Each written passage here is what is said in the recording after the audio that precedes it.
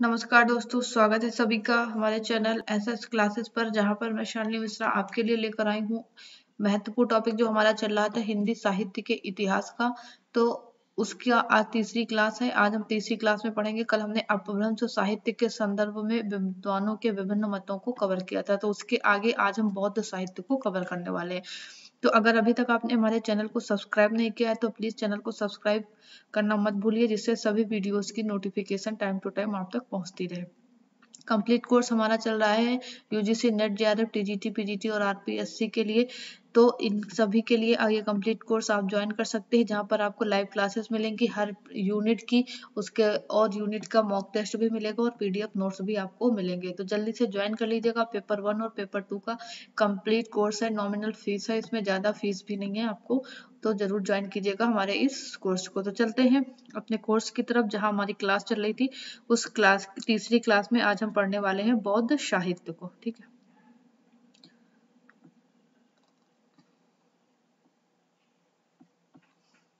तो कल हमने अपभ्रंश साहित्य के विभिन्न बिंदुओं को कवर किया था कि अपभ्रंश के प्रचार प्रसार का श्रेय किसको बताया था। जैनियों को बताया था कि जैन साहित्य के जो लोग थे उनका उन्हीं को जाता है अपभ्रंश साहित्य के प्रचार प्रसार का जो श्रेय था। ठीक है, उसके बाद हम आगे पढ़ेंगे। तो जैनियों से ही उत्तर भारत में ही ये क्या फैला, ये अपभ्रंश साहित्य का प्रचार प्रसार हुआ, ये हमने पढ़ा था। इसके बाद हमारा अगला साहित्य जो है वो हमारा बौद्ध साहित्य है।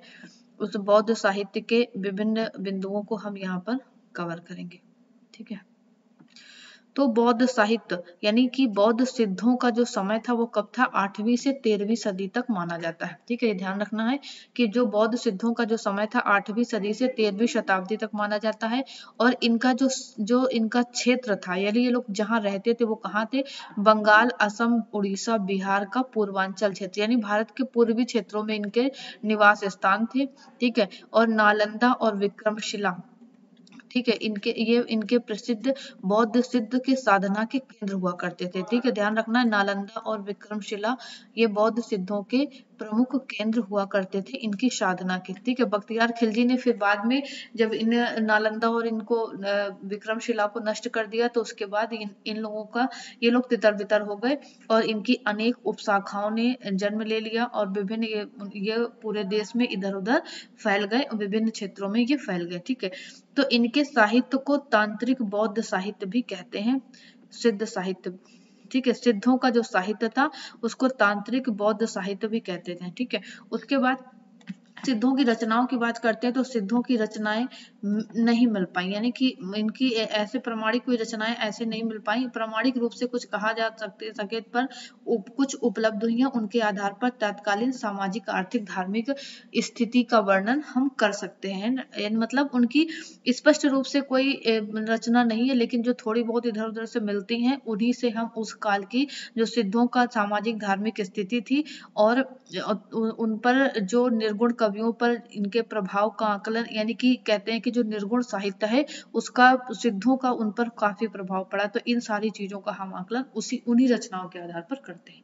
ठीक है, तो ये पॉइंट ध्यान रखना है कि निर्गुण कवियों पर किसका प्रभाव है, सिद्धों का प्रभाव है। ठीक है, उसके बाद कुछ विद्वान जोखिम उठाकर तिब्बत ने, यानी कि कुछ विद्वानों ने जोखिम उठाकर तिब्बत नेपाल जाकर कुछ कृतियों का उद्धार किया, यानी तिब्बत और नेपाल में इनकी कुछ कृतियां मिली तो कुछ विद्वानों ने उन कृतियों को लाने का प्रयास किया। उनके साहित्य के संपादन का जो शुभारंभ था पाश्चात्य विद्वान, प्राच्य विद्वान बेंडल ने किया था। ठीक है, ये जो सिद्धों के साहित्य की जो शुरुआत था वो किसने किया, ध्यान रखना है, पाश्चात्य विद्वान बेंडल ने इस साहित्य की का शुभारंभ किया था। उसके बाद पंडित हरिशंकर प्रसाद शास्त्री ने कुछ सिद्धों के चर्या गीतों और दोहा कोशों का बौद्ध गान और दोहा के नाम से 1917 में संपादन किया। तो ध्यान रखना है, हरिप्रसाद शास्त्री ने चर्या गीतों और दोहा कोशों का, बौद्ध गान का और दोहा कोशों का 1917 में संपादन किया। ठीक है, उसके बाद आगे चलते हैं। इनकी जो पांडुलिपियां हैं उन्हें नेपाल से मिली। 1928 में डॉक्टर मोहम्मद शहीदुल्लाह ने ले शाह मिस्तोक्स मिस्तोक्स नामक फ्रांसीसी ग्रंथ से सरयपाद और कृष्णपाद के दोहा कोशों और चर्या पदों का संपादन तिब्बती पांडुलिपियों लिपियों के आधार पर इन लोगों ने किया। ठीक है, तो जो डॉक्टर मोहम्मद सईदुल्लाह थे, उन्होंने ले सा मिस्तोक्स नामक एक फ्रांसीसी ग्रंथ था, उसी फ्रांसीसी ग्रंथ से इन्होंने सरयपाद और कृष्णपाद के दोहा कोशों का और चर्या पदों का संपादन किया। ठीक है, उसके बाद प्रबोध चंद्र बागची द्वारा तिलोप्पा और सरहपा कंडपा आदि के जो उपलब्ध दोहों को दोहा कोश के नाम से छपवाया। तो ये बिंदु हमें ध्यान रखना है कि इन्हें प्रबोध किसने सरहपा कंडपा के ग्रंथों के दोहों को दोहा कोश के नाम से किसने छपवाया था, तो वो थे प्रबोध चंद्र बागची। ठीक है, उसके बाद राहुल शंकराचार्य ने तिब्बत से सिद्ध साहित्य के अनेक दुर्लभ ग्रंथ यानी कि वो यहाँ पर लेकर आए। राहुल जी तिब्बत से जो सिद्ध साहित्य के बहुत सारे दुर्लभ ग्रंथ थे जिनके बारे में केवल चर्चा थी, जो मतलब उपलब्ध नहीं थे, वो राहुल जी लेकर आए। उनके चर्या पदों और दोहों को हिंदी काव्यधारा शीर्षक से इन्होंने संपादित किया। तो राहुल शंकराचार्य ने हिंदी काव्यधारा शीर्षक जो हिंदी साहित्य का इतिहास लिखा, उसमें इन्होंने इनके चर्या पदों और दोहों को हिंदी काव्यधारा शीर्षक से इन्होंने संपादित किया था। ठीक है, उसके बाद सिद्धों की और आगे बात करते हैं, तो बनारस के एक बौद्ध पंडित को कुछ और सिद्धों के ग्रंथ मिले, फिर उन्होंने उसका संपादन अपने हाथ में कराया और वो उनका देहावसान हो गया था। तो इस तरीके से सभी लोगों ने फुटकर में जिसको जो जहां से ग्रंथ मिला उनका इन लोगों ने संपादन कराया। तो ऐसे हमें सिद्धों की वो रचनाएं हम आज जो भी हम जिनके बारे में हमें पढ़ते हैं तो वो सारी रचनाएं हमें मिली। ठीक है, उसके बाद जिन 84 सिद्धों की जीवनियों और रचनाओं का थोड़ा बहुत पता है उनमें है, तो जिनके बारे में हमें जैसे हम कहते हैं ना कि 84 सिद्ध थे, लेकिन पढ़ते तो हम इन्हीं कुछ लोगों को, जैसे सरपा, सबरपा, लुइपा, दारिपा, डोम्बिपा, कंडिपा, इन लोगों के बारे में पढ़ते हैं। क्यों? क्योंकि इन्हीं के बारे में थोड़ा बहुत इन्हीं की जीवनियां हमें पता चल पाएंगे, बाकी की नहीं पता। तो इनमें जो सरपा और कंडपा का एक विशेष महत्व है और इन्हीं की चर्चा आगे हम पढ़ते हैं और हम इन्हीं के बारे में ज्यादा देखते भी हैं, सभी पुस्तकों में हमें देखने को मिलते हैं। तो ये लोग क्या थे? तांत्रिक बौद्ध हैं। ठीक है, ये सब क्या है? तांत्रिक बौद्ध थे। और ये कथन ध्यान रखना है कि तांत्रिक साधना सिद्धों का आविष्कार नहीं थी, ये बौद्धों, शैवों और वैष्णवों में समान रूप से फैली हुई थी, पर बौद्ध तंत्र कुछ अधिक रहस्यवादी और विकृति परक हो गया था। इनकी तांत्रिक साधना के स्वरूप और सामाजिकता को लेकर विद्वानों में गहरा मतभेद है। देवी प्रसाद चट्टोपाध्याय उनकी साधना में भौतिकवाद ढूंढ निकालते हैं, जबकि दामोदरन उसे हास्योन्मुखी कहते हैं। तो कहते हैं तांत्रिक साधना सिद्धों का आविष्कार नहीं थी, ये बौद्धों, शैवों और वैष्णवों में समान रूप से, यानी हम बौद्धों की बात करें, चाहे शैवों की बात करें, चाहे वैष्णव, सभी में तांत्रिक यानी तंत्र मंत्र क्या था, सभी में तांत्रिक साधना ये फैली हुई थी। तो कहते हैं ये सिर्फ बौद्धों के द्वारा इसका आविष्कार किया गया ऐसा नहीं है ना, ये सभी के पास इनके पास विद्वान थे। तो कुछ तंत्र कुछ बहुत अधिक ही रहस्यवादी थे और कुछ विकृति परक थे। तो ऐसे कुछ लोग इनको ये मतलब इनकी तांत्रिक साधना फैली थी। फिर उसके बाद सारे तंत्रवाद का जो मूल तत्व है वो क्या है? देह है। ठीक है, सारे तंत्रवाद का जो मूल तत्व है वो क्या है? सिर्फ वो क्या है? देह है। सारे तंत्रवाद का जो मूल तत्व है वो देह है। ठीक है, उसके बाद चाहे वो बौद्धों की अगर हम बात करें या शैवों की बात करें या वैष्णवों की बात करें, इन सभी का जो मूल तत्व है वो क्या है? देह से ही संबंधित है, शरीर से ही संबंधित है। ठीक है, चट्टोपाध्याय, देवी प्रसाद चट्टोपाध्याय मत के अनुसार कहते हैं वो कि यदि यह पूर्ण रूप से भौतिकवाद नहीं तो कम से कम आदि भौतिकवाद तो है ही। कहते हैं कि ये जो तंत्र साधना है इनकी, चट्टोपाध्याय जी लिखते हैं कि अगर ये पूर्ण रूप से भौतिकवाद नहीं है तो कम से कम आदि भौतिकवाद तो इसको हम कह सकते हैं। ठीक है, तो ये इसको भौतिकवाद मानते हैं। ठीक है, उसके बाद कुलार्णव तथा ऐसे अन्य तंत्रों में ये भौतिकवाद जबरदस्ती थोपे गए आध्यात्मिक विचारों के कारण कुछ अस्पष्ट हो गया, यानी कि कुछ लोग जबरदस्ती इस भौतिकवाद को उस पर थोपते हैं, किंतु सहजिया लोगों के सरल किसान गीतों में यह मूल भौतिकवाद जीवित रहा। यानी जो सहजवाद को मानने वाले थे उनके गीतों में ये भौतिकवाद भी हमें देखने को मिलता है। ठीक है, लेकिन इन्हीं के ठीक विपरीत जो दामोदरन जी हैं वो क्या कहते हैं कि ये सच है कि तंत्रवाद ने वर्ग पूर्व समाज के कृषि कबीलों की बहुत सी मान्यताओं और व्यवहारों को अपनाया था, उन्हें आत्मसात कर लिया था, किंतु ये दावा करना कि दोनों एक ही थे, ऐसे ऐतिहासिक संदर्भ को भूल जाना है। कारण यह है कि सामाजिक विकास की उन दोनों मंजिलों का अध्ययन जो एक दूसरे से 2000 वर्षों के काल द्वारा विभाजित थी, स्पष्ट कर देता है कि सामंतवाद के अंदर विकसित तांत्रिक संप्रदायों का कृषि उत्पादन से देखा जाए तो प्राचीन भारत के दार्शनिक भौतिकवाद से कोई संबंध नहीं है। यानी ये स्पष्ट मना कर देते हैं दामोदरन जी कि इसका यानी भारतीय दार्शनिक भौतिकवाद से इस तंत्र संप्रदाय का कोई भी मतलब नहीं बनता है। ठीक है, आगे अब वज्रयान की बात करते हैं तो कहते हैं कि वज्रयान में जो वज्र शब्द है वो हिंदू विचार पद्धति से लिया गया है। ठीक है, तो ध्यान रखना ये जो वज्र शब्द है किससे लिया गया, हिंदू विचार पद्धति से लिया गया। और हजारी प्रसाद द्विवेदी वज्र पाणी को यक्षों का एक देवता मानते हैं। वज्र यानी इंद्र का एक आयुध था, हथियार था, जिसको वज्र जो कहते हैं कि महर्षि दधीच की अस्थियों से बना था। तो कहते हैं उसमें शत्रु विनाश की शक्ति थी। वज्र को मणि भी कहते हैं कुछ लोग। तो जो ऐश्वर्य का बोधक था, तो कुछ एक नाम अश्मि भी था, ये अमरत्व का साधन था। और बाद में वज्र जो था वो आर्य बौद्धों का शून्यवाद हो गया।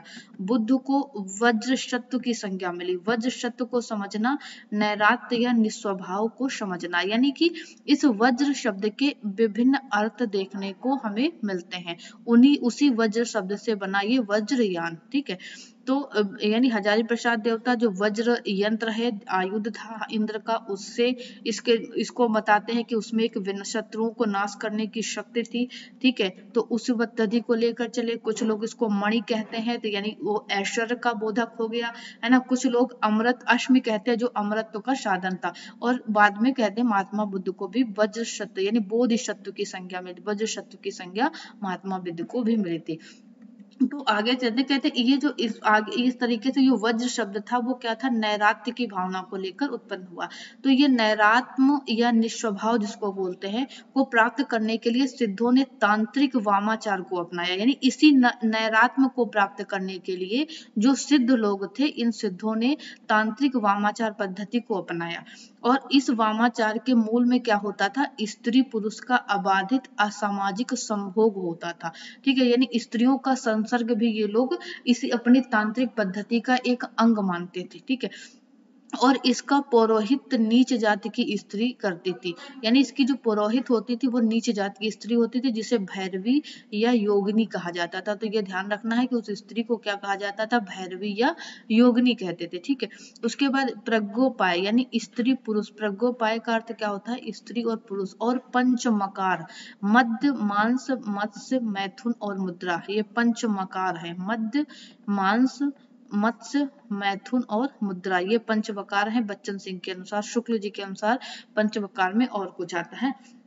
तो उसके ये सभी क्या थे, उस प्रज्ञोपाय के साधन हुआ करते थे। ठीक है, मध्य भी होता था, मांस भी होता था, मत्स्य भी होता था, मैथुन और मुद्रा, ये सभी उसके साधन होते थे। और साध्य है महाशुकवाद। उसका जो साध्य होता था वो क्या होता था, महाशुकवाद, अर्थात संभोग की चरम परिणति जिसको बोला गया वो महाशुकवाद कहलाया। ठीक है, उसके बाद जादू टोना मंत्र अभिचार भी इन्हीं सारी चीजों में सम्मिलित होते थे। तो ये सिद्धों की क्या थी, साधना पद्धति के ये सभी अंग थे।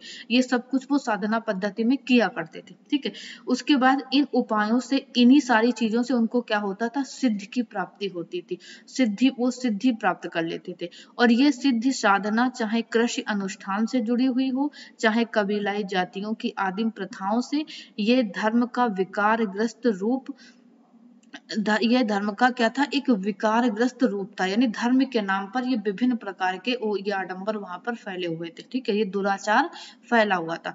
और इस सिद्धि से व्यक्ति को चाहे जो कल्याण हो, समाज का तो अकल्याण ही होता है। आप भी समझ सकते हैं कि ये सारे जो विकार जहां होंगे जिस समाज में, वो समाज जरूर यानी कि गलत रास्ते पर ही वो जाएगा।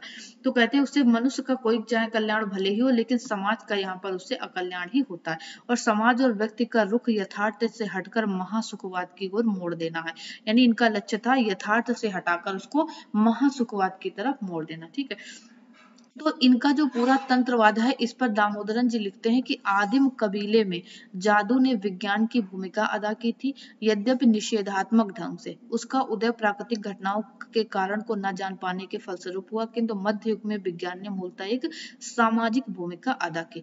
तो ये तो इन लोगों के क्रियाशैली थी, इनकी तांत्रिक पद्धति थी। ठीक है, उसके बाद आगे चलते हैं कि अब ये विज्ञान को प्रतिस्थापित करने वाली चीजें नहीं रह गई थी, उल्टे इसने विज्ञान की प्रगति के लिए दरवाजा बंद कर दिया था। यानी उस समय तो कहते हैं कि पहले तो इसने विज्ञान का कुछ विकास करने का कार्य किया, लेकिन उसके बाद इसमें इतना दुराचार फैला कि इसने विज्ञान को ही रास्ता, विज्ञान की प्रगति का रास्ता ही ये बंद करने लगी। तो ग्राम समुदाय के गति अवरोध और आर्थिक पिछड़ेपन को मजबूत बनाते हुए सामाजिक प्रगति को इनकी ये जो तांत्रिक पद्धति थी, ये जो इन लोगों के दुराचार थे, इन सारी चीजों ने सामाजिक प्रगति को रोकना प्रारंभ कर दिया, यानी अवरुद्ध कर दिया। जनता को जो वैज्ञानिक ज्ञान से अनभिज्ञ थी, वो क्या करने लगी, अधिक से अधिक यथार्थ की तरफ भागने लगी, जादू टोना तंत्र मंत्र की शरण लेने लगी। तब उसके बाद जनता इन लोगों की इस पद्धति के कारण, और उसके बाद मनुष्य जो कुछ स्वयं नहीं कर सकता था उसे करने की क्षमता वो आध्यात्मिक शक्तियों में है, ऐसा वो मानने लगा था मनुष्य। ठीक है, यानी जादू टोना तंत्र मंत्र इन सब पर मनुष्य ज्यादा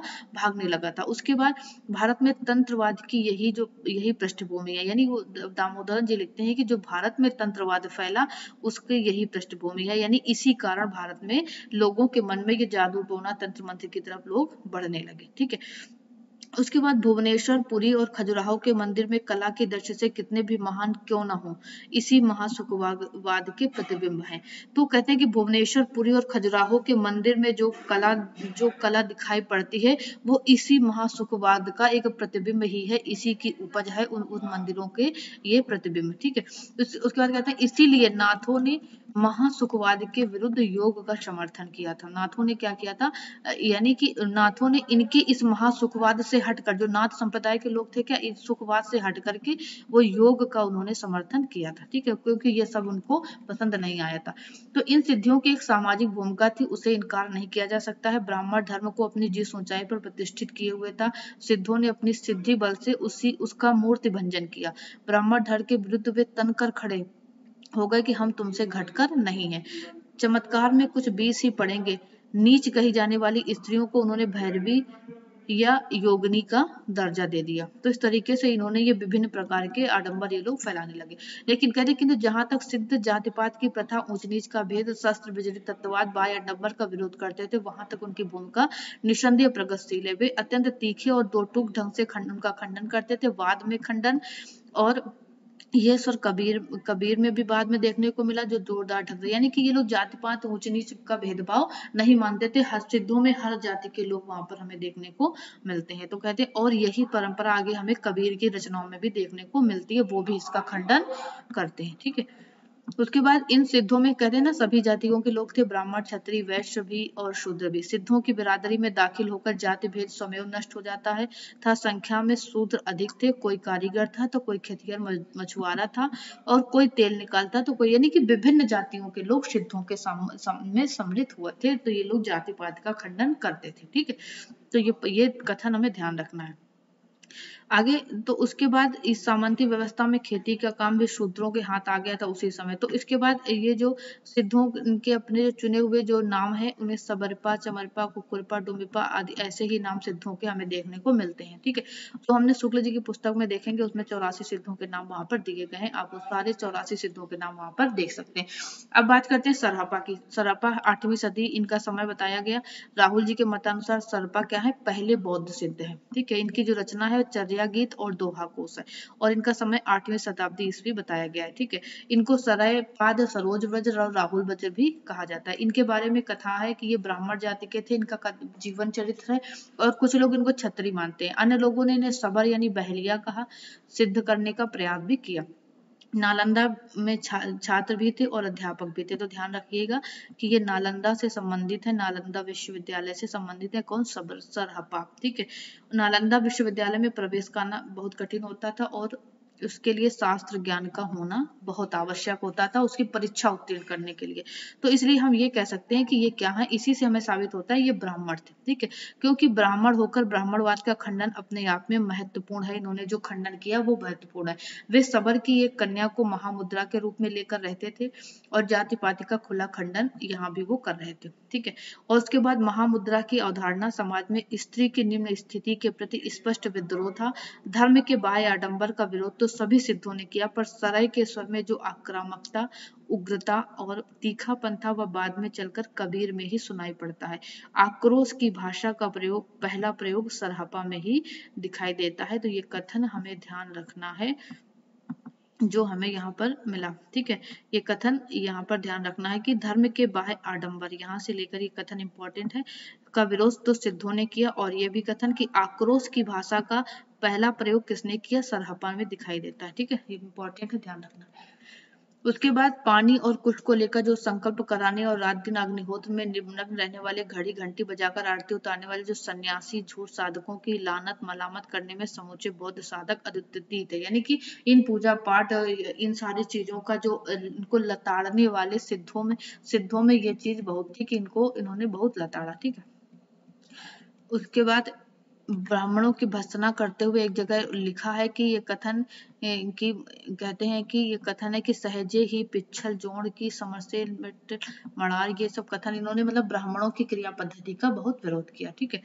उसके बाद आगे चलते हैं। पंडित सहल सत्य बखानी देहई बुद्ध बसंत न जानेंगे, सरहपा की एक महत्वपूर्ण पंक्ति है। इसी की जो प्रतिध्वनि है कबीर में सुनाई पड़ती है कि पोथी पड़े पड़े जगमुआ पंडित भया न कोय, इसी का ये आगे चल के कबीर के रूप में मिलता है, ठीक है। उसके बाद शास्त्रवाद से हटकर लोकवाद की ओर जाने की प्रक्रिया अपभ्रंश काल से ही शुरू हो गई थी। उसके बाद आता है अगला, कंडापा का नाम आता है। तो सबरपा तक आज हम करेंगे इस वीडियो में, अगले वीडियो में हम कल कंडपा के बारे में चर्चा करेंगे क्योंकि वीडियो अधिक लंबा हो जाएगा जिससे, ठीक है। तो ये था हमारा आज का क्लास, कैसा लगा आपको जरूर बताइएगा, अधिक से अधिक वीडियो को शेयर कीजिएगा। और इसमें आज हम जितना हमने टॉपिक कवर किया है, ज्यादा लंबा ना हो वीडियो, इसलिए हम थोड़ा थोड़ा टॉपिक लेकर चल रहे हैं, ठीक है। तो कंडपा को से आगे का हम कल कवर करते हैं, मिलते हैं कल फिर अपने महत्वपूर्ण इसी टॉपिक को आगे लेकर चलते हैं, ठीक है। बने रहिए हमारे साथ और चैनल को सब्सक्राइब नहीं किया तो जरूर सब्सक्राइब कीजिएगा। Thank you.